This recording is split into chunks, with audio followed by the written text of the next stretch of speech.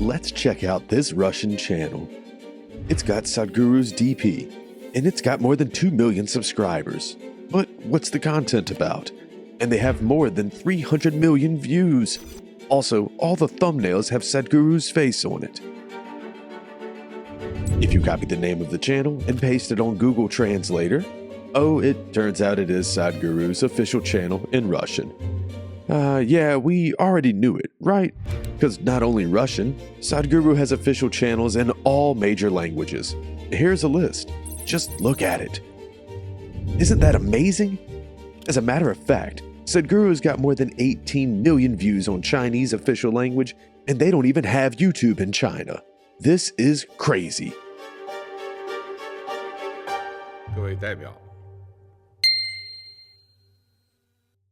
Before we continue with the video, we would like to share with you that according to our channel stats, 80% of our viewers have not subscribed to our channel. We request you humbly, if you like watching our content, consider becoming a subscriber and do turn on notifications for the latest updates. Now, coming back to the topic, if you add up all these channels, Sadhguru has more than 30 million subs, which is more than the biggest YouTubers in India. And that's not all. There are many non-official channels who are creating content on Sadhguru. Sadhguru is far more popular than one would imagine. But the question arises, how did a spiritual guru become such a big YouTube sensation? It's not an accident that Sadhguru went viral on YouTube just by putting up videos.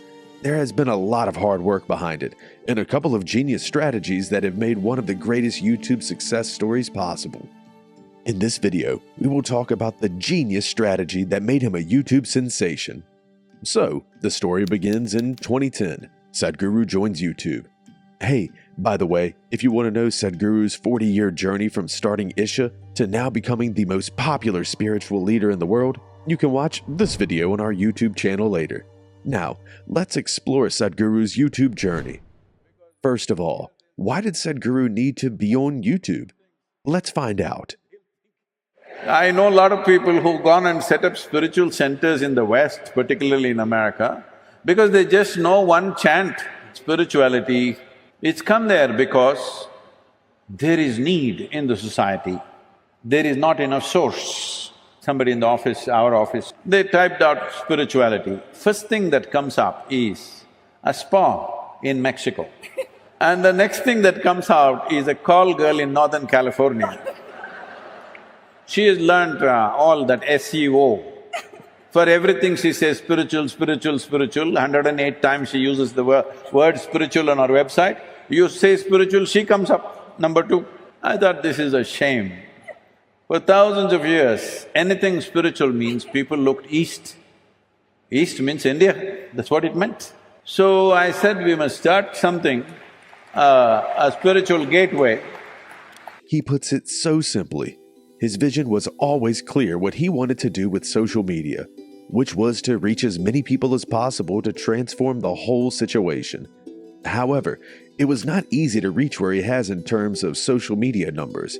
Just try to think about it.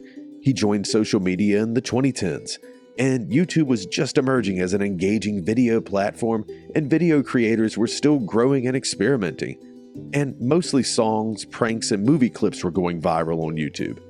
And there was no trace of spirituality or mysticism or yogis on YouTube.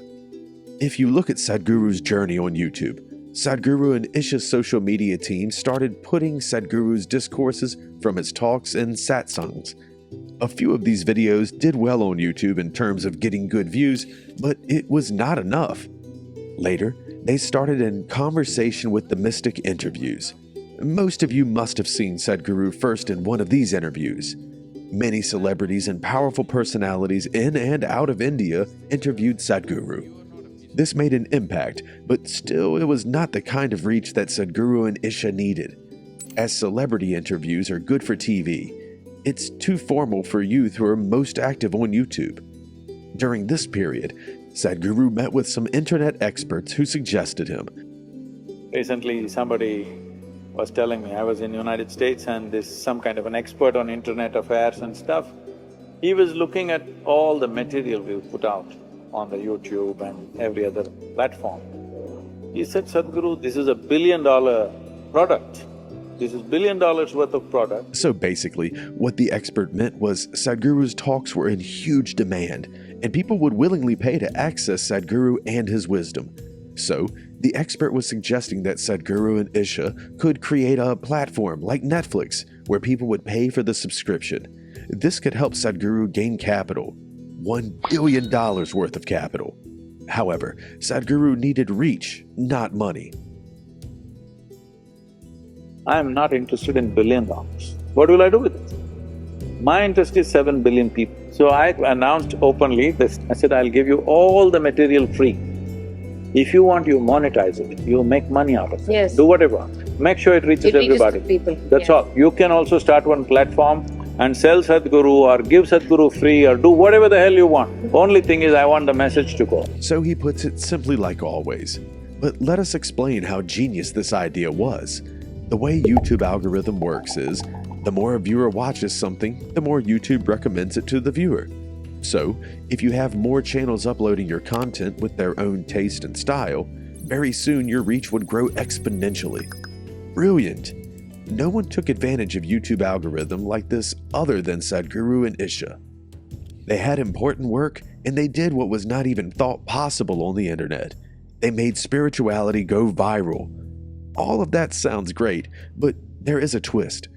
After the announcement that Sadhguru's videos would be available for everyone to use and monetize, many channels got excited and they started using Sadhguru videos on their own creative style. These channels started generating decent revenue also, but it still didn't go that great. There was still something missing. Videos were doing good, but not going viral. Then came the part 2 of the genius strategy, one that would change everything for Sadhguru and all of us. Youth in Truth program. Sadhguru would go to colleges across India and outside of India and have a raw and uncensored conversation with the students. Sadhguru announced that students could ask him anything, like literally anything. Wow! Of course, this didn't go too well with some of the folks within Isha. They suggested to Sadhguru that it wouldn't be appropriate for Sadhguru to be taking uncensored questions.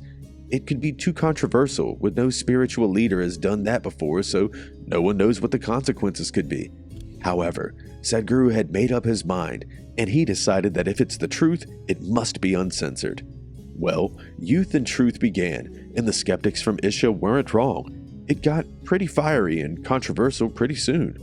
Young students threw all kinds of questions on topics ranging from love, sex, masturbation, drugs, career, parents, romantic affairs to lawsuits against Isha and Sadhguru. Here's a quick recap. A lot of the infrastructure of the Isha Foundation has been built on elephant corridors. I'm a Hindu by birth, not by choice. Only if you guys can tell us what is inner engineering, only then will we be able to, face the forces of planetary forces. How important is a man's semen for physical, mental, and spiritual well-being? However, Sadhguru answered all of these questions with his unbelievable and unparalleled clarity.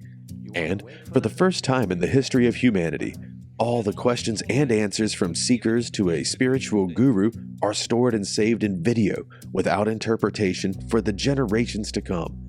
Anyways, so Youth and Truth went viral on YouTube. Even videos from non-official Sadhguru channels were trending. Their AdSense revenue also grew exponentially. After that, many more channels began creating content on Sadhguru. And there was no looking back. Everything that Sadhguru and Isha have done after that has been of great scale and reach. Many young people enrolled for inner engineering and have become part of Isha community, doing wonderful work along with Sadhguru to create the conscious planet. Soon, Team MOI will come up with a video about the Isha community, which is the world's largest community of amazingly wonderful human beings who are silently and slowly creating a beautiful yet powerful impact on the world. And we would like to thank them and tell them that we are grateful for their efforts. Soon, we will come up with a video on Ishas. Till then, stay tuned and don't forget to subscribe. Also, tell us in the comments when you first found out about Sadhguru. See you in the next video. This will be very hard for you to digest. I'm devoted to you. It's very difficult to understand this.